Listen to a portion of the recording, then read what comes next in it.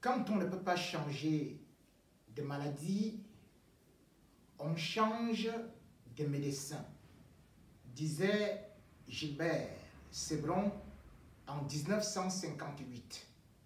Malheureusement, le président Alassane Ouattara a un mal chronique, le mal d'accident, tout le temps, un mal récurrent, bien que changeant ceux qui sont au volant pour pouvoir le conduire à bon port, mais c'est toujours des coups de sang ou beaucoup de sang qui se versent au passage de ce qu'on peut appeler les cortèges présidentiels, les cortèges de la mort d'Alassane Ouattara.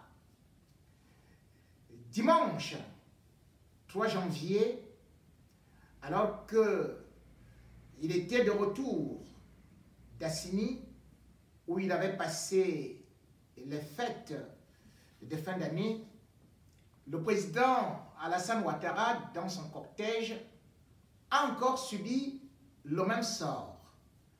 Le même sort sur une autoroute qui relie Grand Bassam à Abidjan.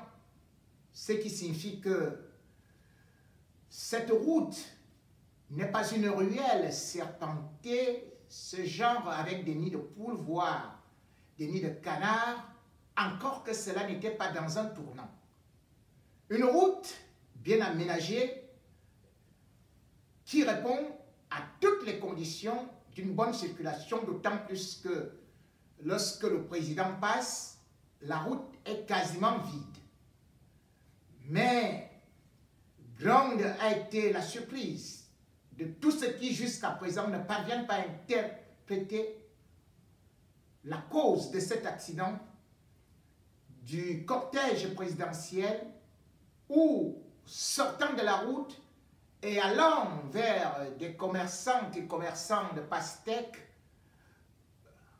un véhicule 4x4 de surcroît allait percuter et de la marchandise, broyant pastèques avec des pleurs, des populations, certainement des blessés, et on ne sait pas jusqu'à présent quel est le bilan, d'autant plus que jusqu'à présent, la présidence de la République ne parvient pas à communiquer sur cet accident qui était quand même grave, rien qu'en entendant les coups de détresse et en voyant ceux qui l'accompagnent en train de bouger à gauche et à droite, étant presque pris au dépourvu.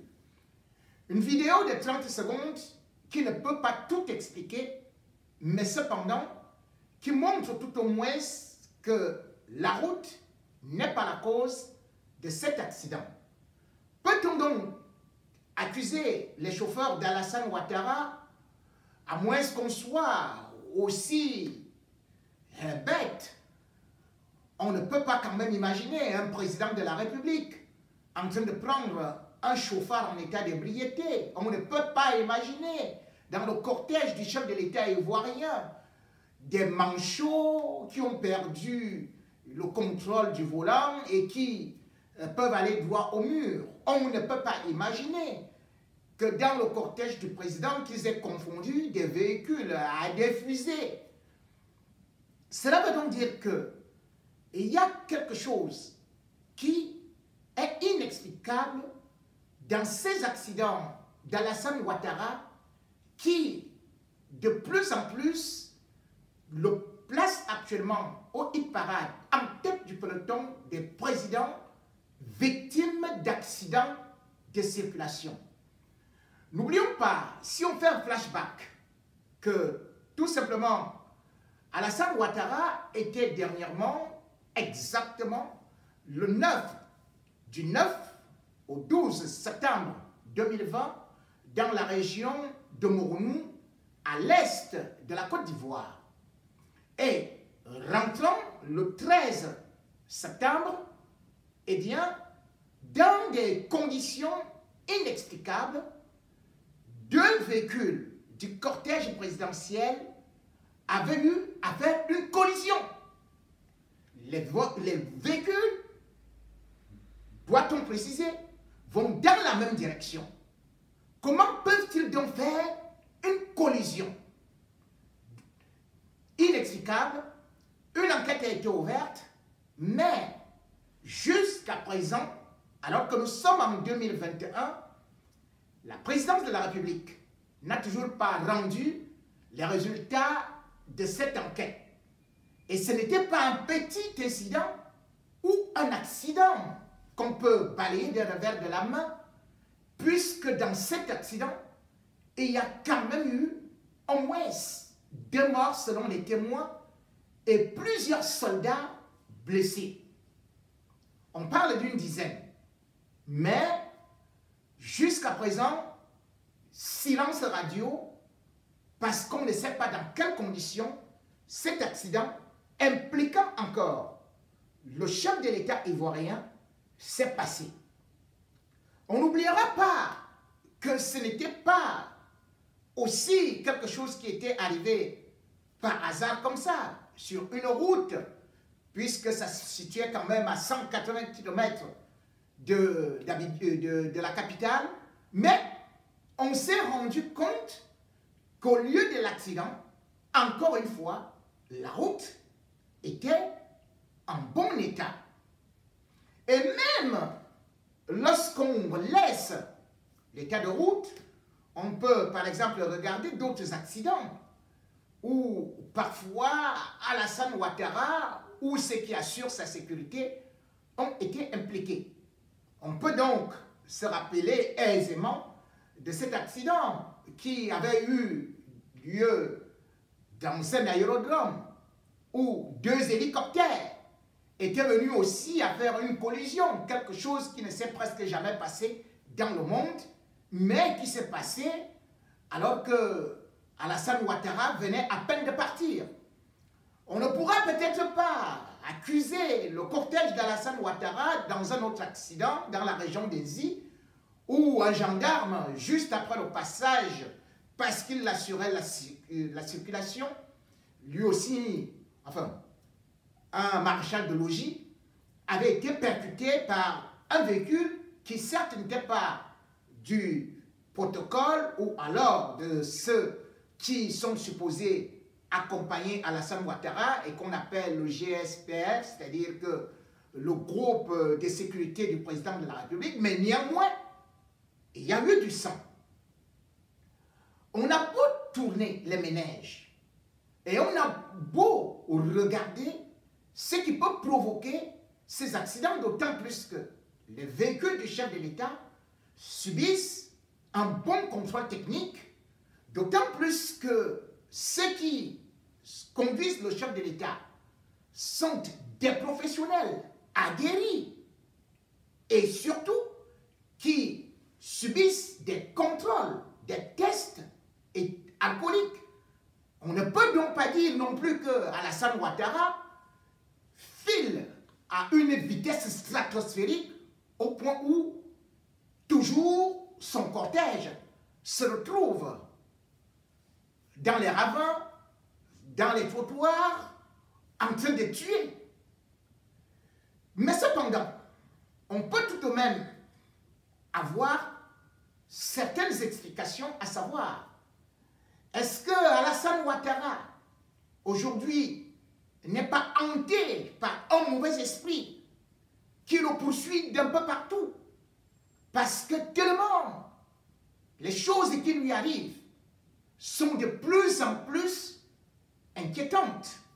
Inquiétantes dans la mesure où même sa santé est fragilisée par des maux dont on ne parvient pas à déterminer.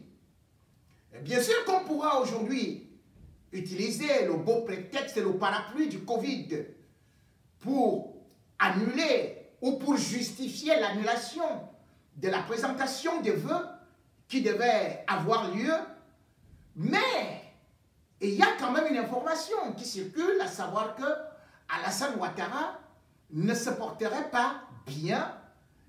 Alassane Ouattara serait dans un état inquiétant, raison pour laquelle il n'a pas pu honorer cette cérémonie à laquelle devait quand même participer, assister, non seulement tous les membres du gouvernement, mais surtout aussi les ambassadeurs, donc toutes les personnalités.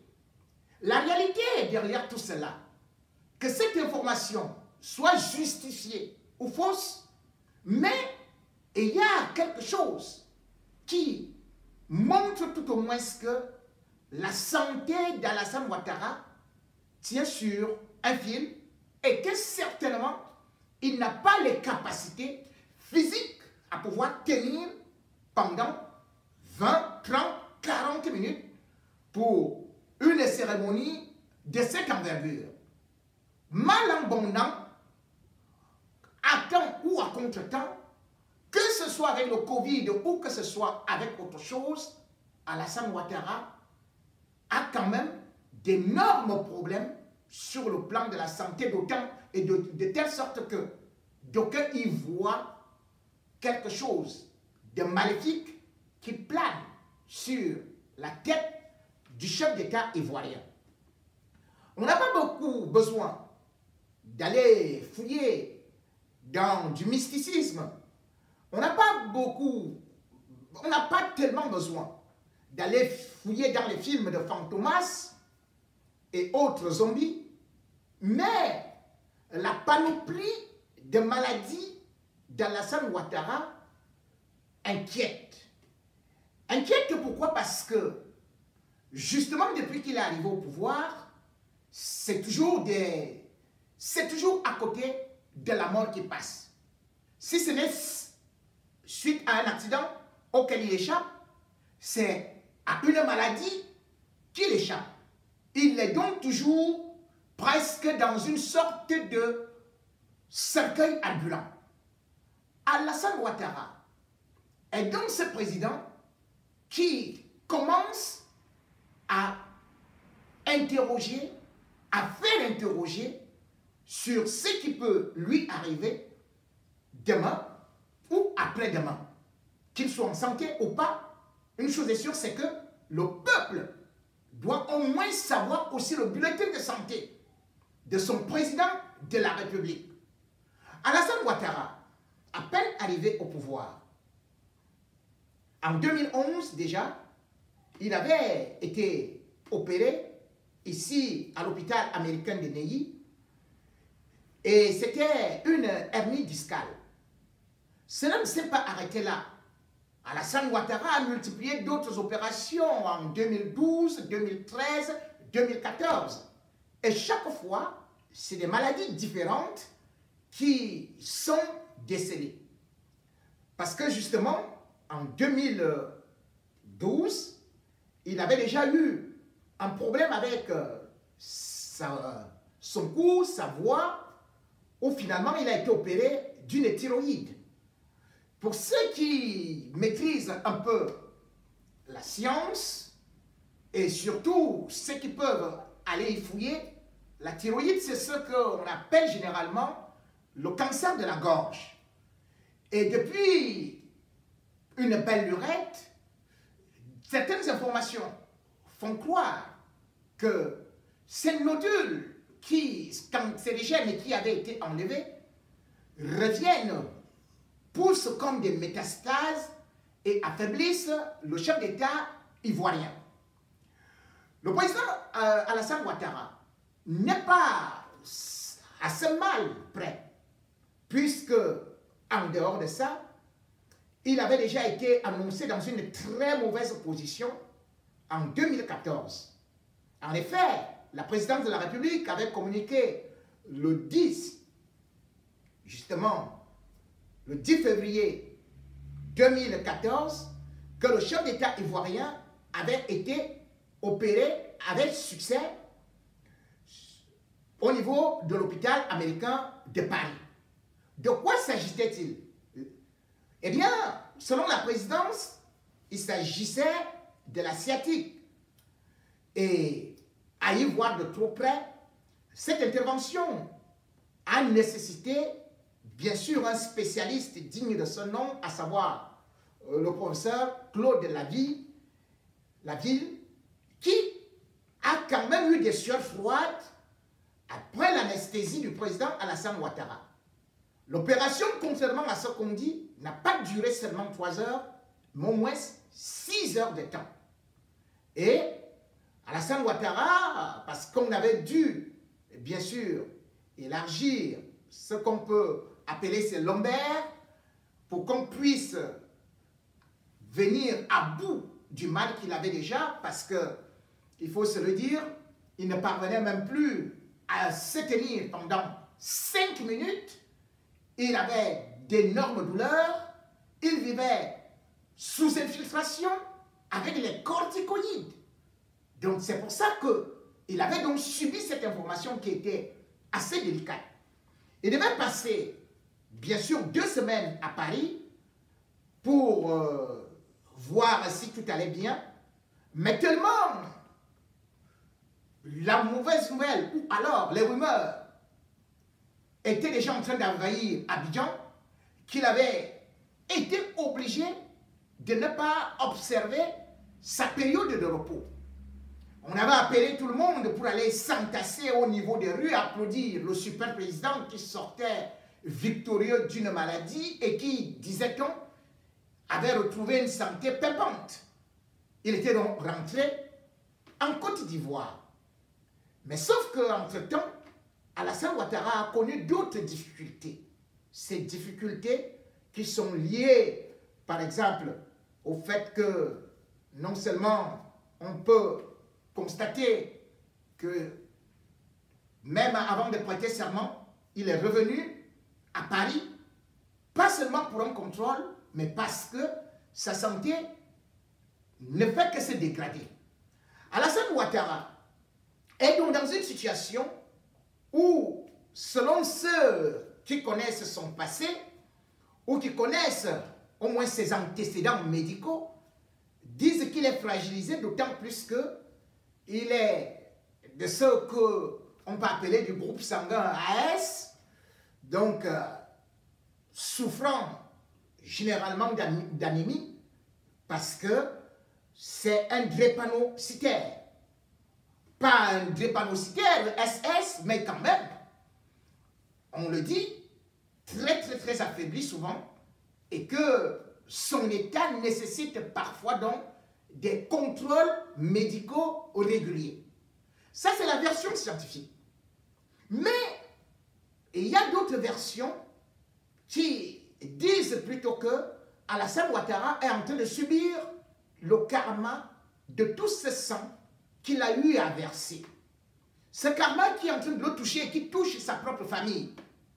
Concernant sa propre famille, concernant d'abord Alassane Ouattara, comme on vient de le dire, il a été victime de plusieurs AVC qui ont failli l'entraîner dans le royaume de l'au-delà.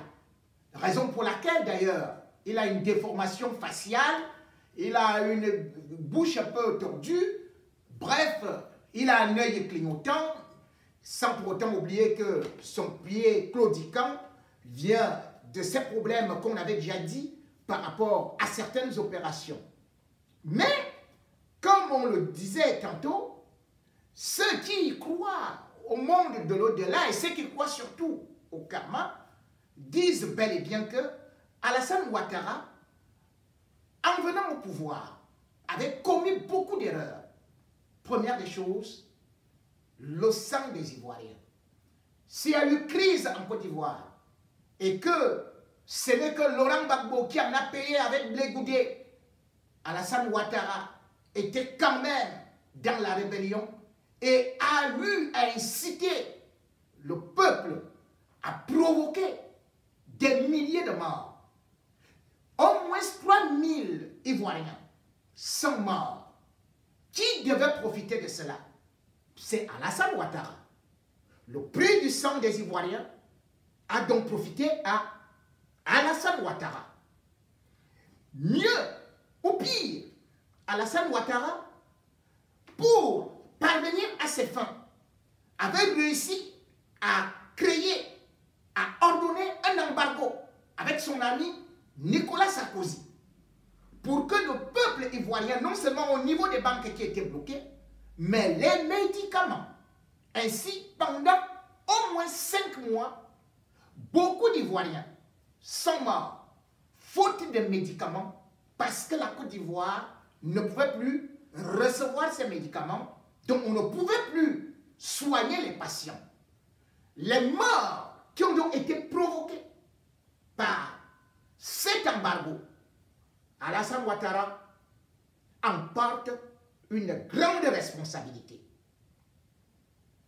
Quant à son successeur désigné, Amadou Gon Coulibaly, bien qu'étant fragile, Alassane Ouattara l'a poussé à aller à l'élection, et même quand il est venu à Paris, alors que toutes les radios annonçaient qu'il était dans une situation délicate et qu'il n'avait pas retrouvé ses capacités physiques, intellectuelles, et qu'il avait besoin du repos, Alassane Ouattara a contraint Amadou Gon Coulibaly de rentrer et d'aller s'exposer, et en fin de compte, il a explosé. Si donc Amadou Gon Coulibaly est mort, suite à cette pression politique, Alassane Ouattara, même si ce n'est pas lui qui, va-t-on le dire, l'a tué, mais il l'a précipité parce qu'il a été poussé à bout. Mais on ne va pas s'arrêter là, dans la mesure où, pour se représenter, Alassane Ouattara a dû piétiner la constitution ivoirienne, que lui-même il venait de falsifier. Ainsi, il l'a donc dit, je m'en vais pour un 3e mandat qui, bien sûr, était illégal, anticonstitutionnel. 3e mandat, comme son 3e accident, qui s'est passé aussi exactement le 3. 3e mandat qui a divisé aujourd'hui la Côte d'Ivoire et qui a provoqué beaucoup de morts. Et on a vu des scènes de malédiction, de profanation se passer. On a vu des décapitations. La Côte d'Ivoire a été souillée parce que Alassane Ouattara devait absolument, coûte que vaille, être président de la Côte d'Ivoire. Ces morts de la Côte d'Ivoire reviennent donc à qui? Qui est le responsable? Une fois de plus, c'est Alassane Ouattara, puisqu'il en est le seul bénéficiaire. Les opposants ayant été jetés en prison, même s'il en libère à compte-gouttes. Mais c'est lui qui, comme Néron, a voulu rester au pouvoir en marchant sur des montagnes de cadavres. Alassane Ouattara, malheureusement, comme on le disait, oublie aussi ce qu'on appelle la loi du karma, dont on revient donc rappeler. N'a-t-il pas réfléchi de ce qui se passe autour de lui, de toutes ces maladies, de ces disparitions? Alassane Ouattara, aujourd'hui, peut-il se rappeler que le 5 avril 2019, sa belle-fille, Louise Ouattara, d'origine néerlandaise, est morte dans des conditions inexplicables. Et qu'est-ce qu'on a dit? Que c'était le paludisme. Un paludisme qui avait agi comme un AVC. Elle avait été transportée à l'hôpital. Et pourtant, on le sait très bien, quand les Européens vont en Afrique, ils prennent des médicaments antipaludiques de telle sorte qu'ils ne peuvent pas subir un tel sort subitement. Elle est morte sans autopsie. Voilà là où ça a été frappé, là où ça faisait mal. Alassane Ouattara, oui, a eu ses 2 enfants avec sa première épouse américaine. Mais il faut aussi regarder la deuxième, c'est-à-dire le 2e enfant de Ouattara. C'est une fille dont on entend difficilement parler.